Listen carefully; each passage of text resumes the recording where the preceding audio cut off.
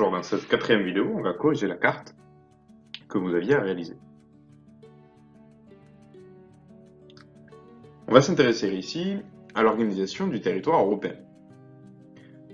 L'Union européenne est composée avant tout d'un centre, c'est-à-dire des espaces les plus dynamiques, composé de deux villes mondiales, Londres et Paris, ainsi que du siège des institutions de l'Union européenne.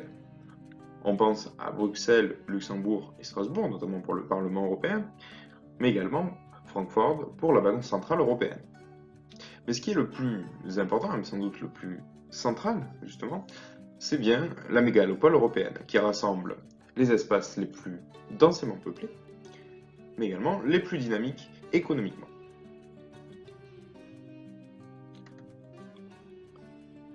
Outre le centre, on a donc des périphéries.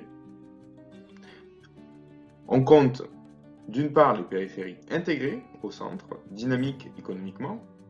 Donc parmi ces espaces centraux, on a la France, l'Allemagne, une partie de l'Italie, l'Angleterre, etc., qui sont des espaces qui sont relativement riches, développés, qui constituent donc une périphérie qu'on a qualifiée d'intégrée.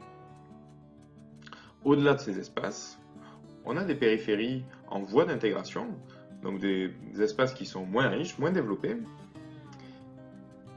et qui bénéficient souvent de la majorité des aides européennes au développement.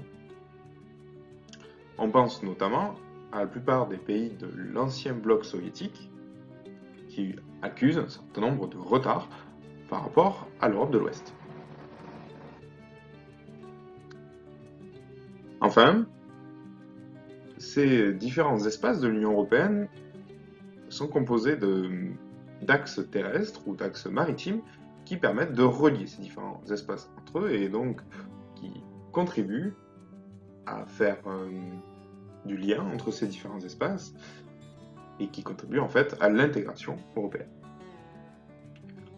On a deux grands axes majeurs, donc un axe maritime d'importance mondiale qu'on appelle la Northern Range, qui passe par la Manche et qui relie les principaux ports européens et un des principaux ports mondiaux, celui d'Amsterdam. Enfin, on a des axes terrestres qui sont d'importance également. On a un axe qui part de Londres pour aller à peu près vers Marseille, et un axe qui traverse la mégalopole européenne. Ces deux axes majeurs européens sont également reliés entre eux